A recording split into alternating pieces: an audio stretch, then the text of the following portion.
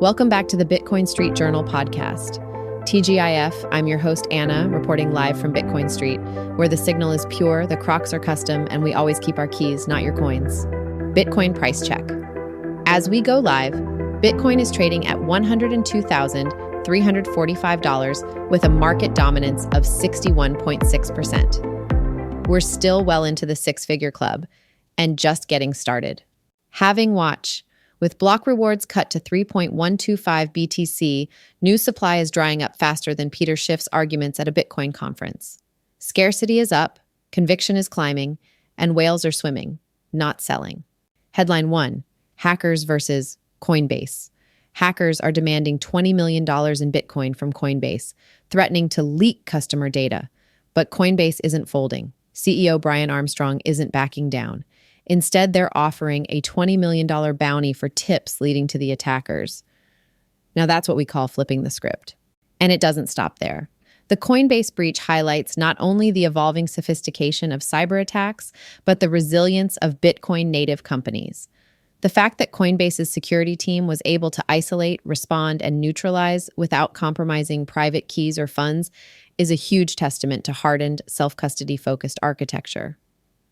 Other companies should take note. Long-term HODL alert. Since April 4, long-term holders added 339,000 BTC, now totaling 14.37 million. That's over two-thirds of all Bitcoin in existence. A liquid supply is climbing while retail fumbles meme tokens. Wake up, people. The smart money is front-running a paradigm shift. Just in.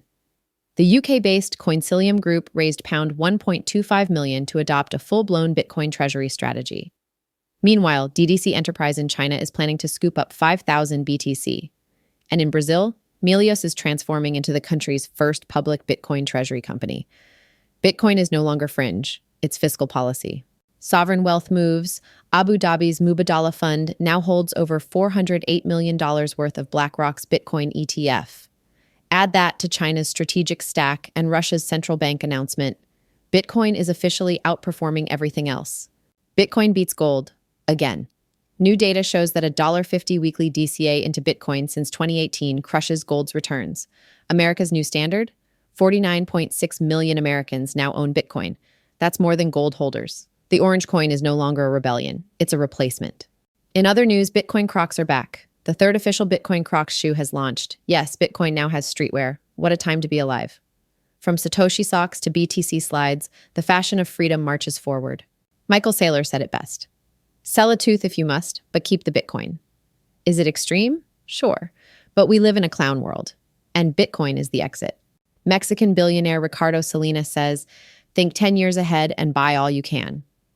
Meanwhile, Peter Schiff is still tweeting from his bunker, desperately trying to meme gold back to relevance. But the charts and the people have moved on. Arthur Hayes drops a bomb. Bitcoin to 1 million by 2028. Why? Capital controls, fiat decay, and the realization that Bitcoin isn't just a hedge, it's the life raft. Hayes isn't alone. A growing number of analysts now suggest $200,000 to $500,000 BTC in the current cycle isn't just possible, it's probable. ETF mania continues. Bitcoin ETFs saw $114.9 million in net inflows yesterday. Meanwhile, Ethereum ETFs saw outflows of $39.8 million. BlackRock alone picked up nearly 4,000 BTC on May 15. Their current holdings, 627,986 BTC, worth $64.19 billion. Institutions aren't just buying dips, they're stacking rips. Meanwhile, at Coinbase, it wasn't just hackers. Rogue support agents overseas were bribed. Personal data from less than 1% of users was accessed. Coinbase acted fast, fired staff, alerted customers, and offered a $20 million bounty. That's crisis control Bitcoin style. Wisconsin sells, world buys. The state of Wisconsin dumped its Bitcoin ETF holdings. Yet 5 firms, including Strategy and Nakamoto, invested over $3 billion into Bitcoin this week. In just days, Bitcoin has become a pillar of strategic capital allocation. You can't stop the signal. Breaking, stake, and Shake begins accepting Bitcoin starting tomorrow. Bitcoin is now legal tender for burgers and fries. The mainstream moment is happening one milkshake at a time. Your move, McDonald's. The SEC's mixed bag. Judge Torres denied Ripple's motion, while new FAQs from the SEC attempt to clarify broker-dealer rules. One step forward, two steps of regulatory fog. Senator John Thune, however, is pushing forward with the Genius Act, a bipartisan stablecoin framework that could unlock trillions in capital. Metaplanet profits.